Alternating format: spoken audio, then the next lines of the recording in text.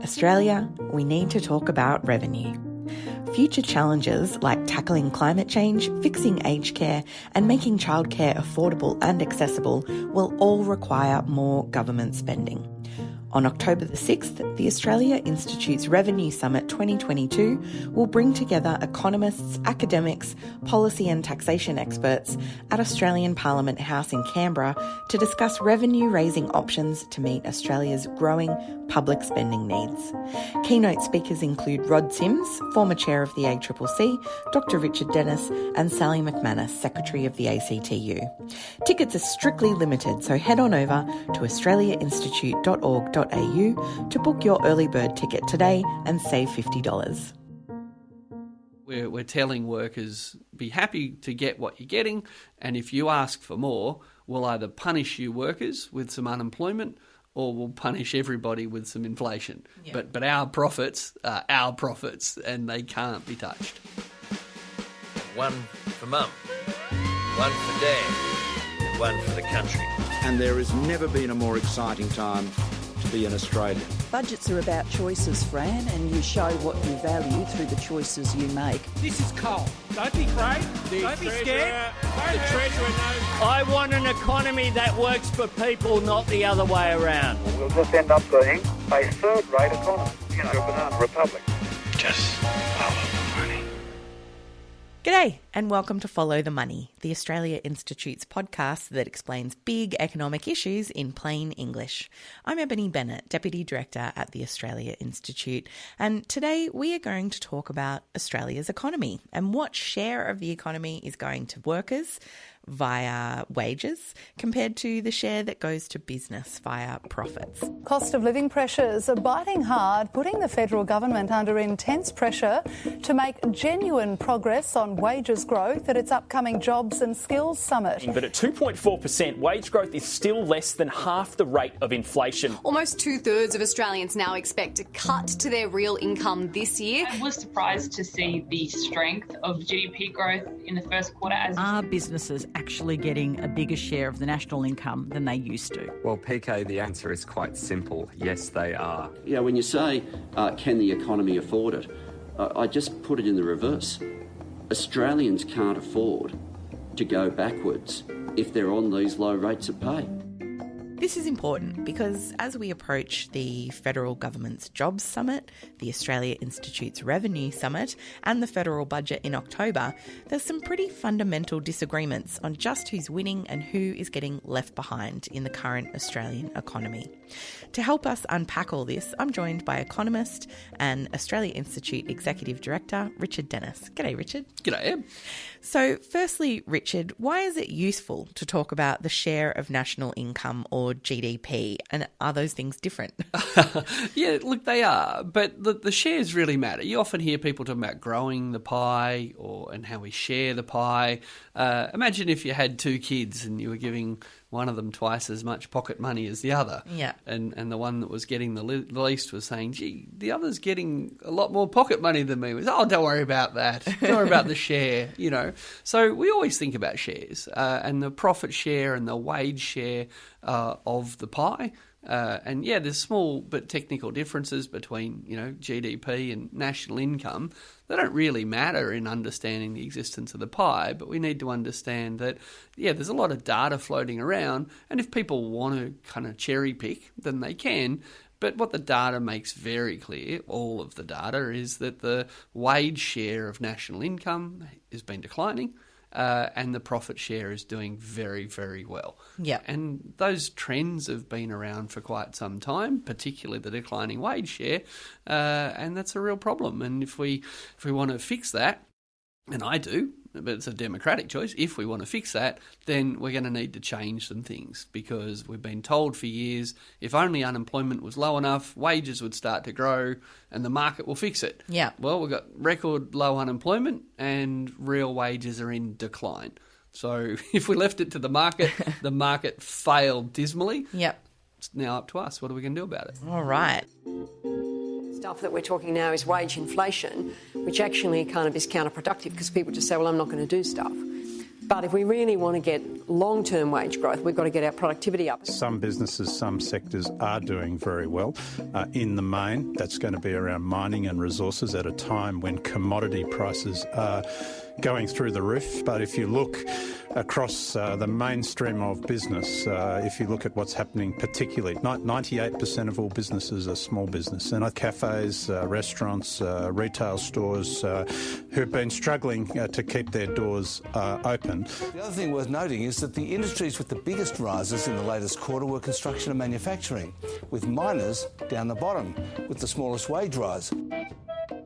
And so partly why we're talking about this is because Jennifer Westacott and the Business Council of Australia have been saying that basically if we ignore profits from the mining sector, that the profit share of income has actually fallen to its lowest point in 20 years. The BCA chief economist wanted to take both mining and banking out. Is that a useful way to look at things, Richard? Well, no. So let's start big picture. Yes, the head of the Business Council said if you take mining out, the profits earned by the mining companies out, then the profit share is at a 20-year low. Well, it's not, and she hasn't provided any data to support this. And then, interestingly, her chief economist came out and said if you take mining and finance out, it's quite different from just taking mining out, it's lowish a bit. It's in the neighbourhood of low. It's in the neighbourhood of low with no particular time frame mentioned for its lowness. So, yeah. So A, they can't back up that big claim. But B, let's break the claim down. If you've got a class full of kids and you ask the tallest kids to step out of the classroom, I promise you the average height of the kids will fall. But why did you do that? Yeah. Oh, we've measured the average height of the non-tall kids in the class. Okay. And they're shorter on average. They're shorter on average than they used to be. Like, you can do whatever you want, but why would you do that?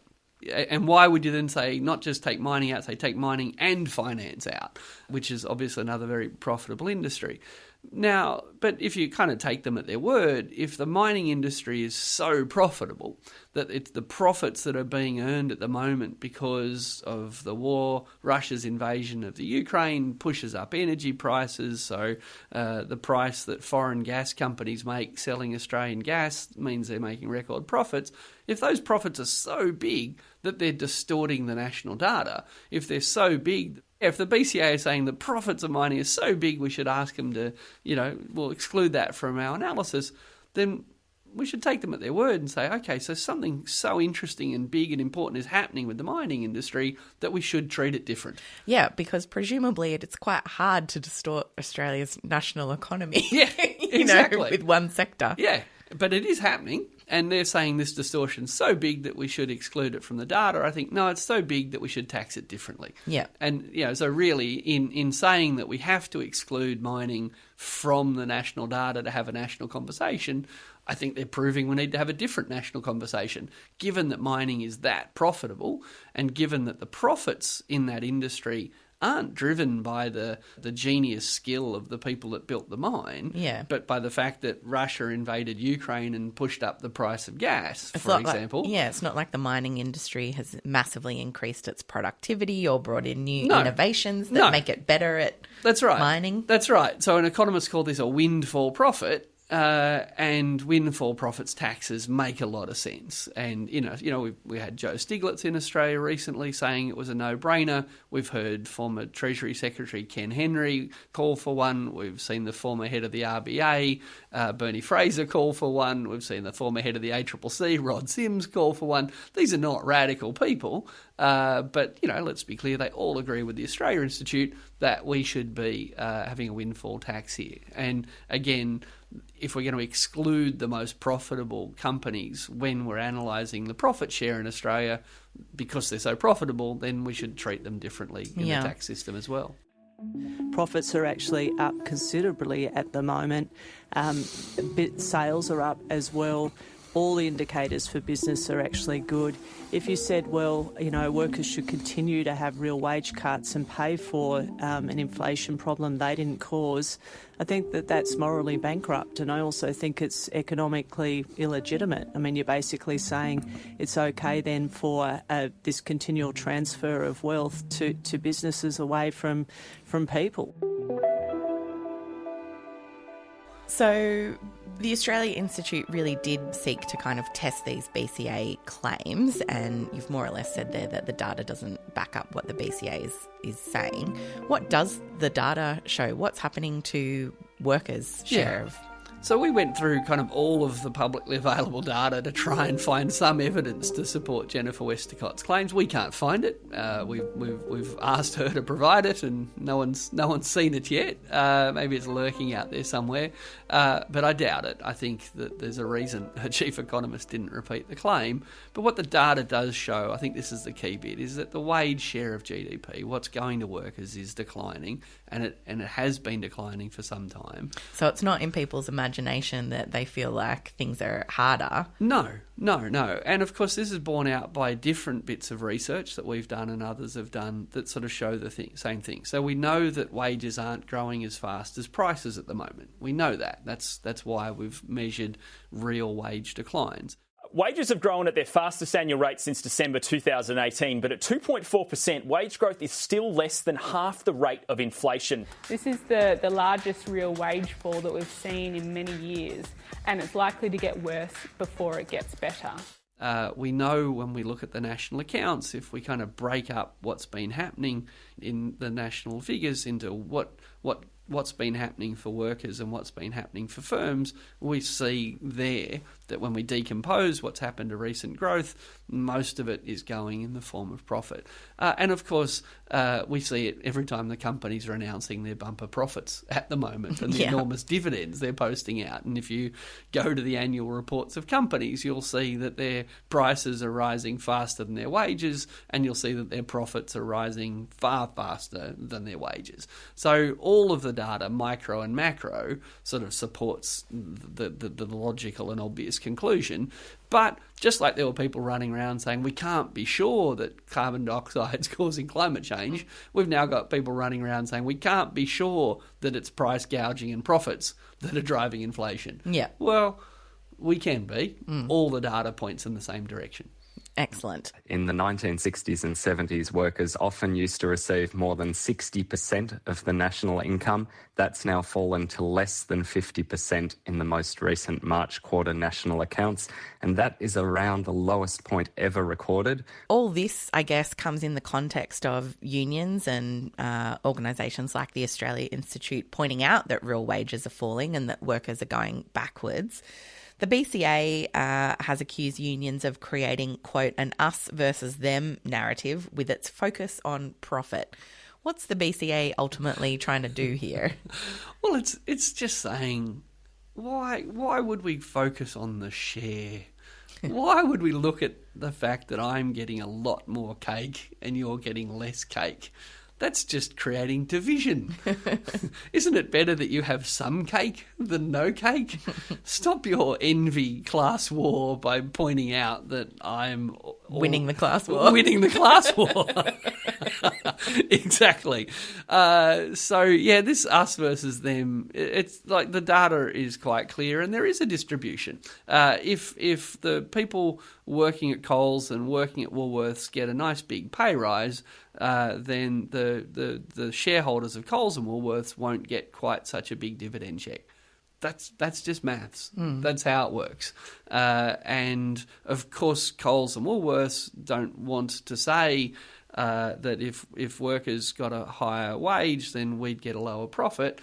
So what they say is if we paid our workers more, we would have no choice but to make everybody else's groceries dearer. We will punish everybody if these workers get too uppity. Yeah. And the fact that they can say that is kind of proof of how much market power they have. And in the economics textbook, of course, no one has any market power. There's thousands of small grocers and there's no dominant firms like Coles and Woolworths. And in turn, the market will fix all the distributional problems. But in reality, we're telling workers be lucky, be happy to get what you're getting, and if you ask for more, we'll either punish you workers with some unemployment or we'll punish everybody with some inflation. Yep. But our profits are our profits and they can't be touched. And today I announced that Jobs and Skills Summit will be held here at Parliament House in Canberra on the 1st and 2nd of September. And we've seen actually the middle class shrink under this previous government, and that's happened because there's institutional problems with how wages rise in this economy and in this country, and those have to be rectified and have to actually be rectified through this Jobs Summit.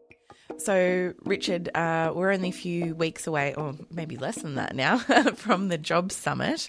How do you expect this, I guess, conversation is going to impact on that, and what are we expecting out of that Jobs Summit? Well, we've got the sort of the 80s model of the Accord, where workers and bosses and government all got together and sort of nodded something out, and then we've got the kind of the Rudd 2020 summit, which perhaps didn't drive as much change. We don't know what the Jobs Summit's going to deliver, but I don't think it's going to deliver much if we give employers a veto over what happens next.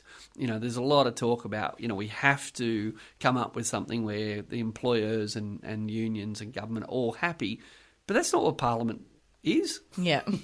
There's nothing in the Constitution that says thou shalt not change industrial relations laws unless big business says they're okay. So I think we should have a summit. We should thrash things out. We should try and find out, where there's common ground and good ideas for change. But to be clear, if the head of the Business Council wants to pretend that firms are doing it tough right now and that we shouldn't have any changes that they themselves might not like, well, I think that's not what democracy is. That's not what the Parliament requires. And if a majority of both houses of Parliament are happy to unwind some of the industrial relations laws that have caused so much of this low wage growth, then that would be a good thing. Whether some employers are happy about it or not is not really that important. The thing that gets missed out of this is consumer confidence and consumer spending. The people who spend in all those local businesses are, average working people. And if they have their wages go backwards, their customers obviously are going to have less to spend. So I think one of the worst things that could happen for the economy is actually denting consumer spending by continuing to take money off people. No discretionary spending means, no money going to those businesses. Well, we might have to wrap it up there. Thanks, Richard. Thanks, Ed. This episode was recorded live on Wednesday, the 24th of August 2022, and things may have changed since recording. You can visit australiainstitute.org.au for all our latest research and content, and we're on Twitter at the Oz Institute with an AUS. My Twitter handle is Ebony_Bennett with a NNT. Richard Dennis is at RDNS_TAI, and our producer is Jennifer Macy. Additional editing by Emily Perkins, and our theme music is by Jonathan McPhee from Pulse and Thrum, with additional music from Blue Dot Sessions. Stay safe out there, and thanks for listening.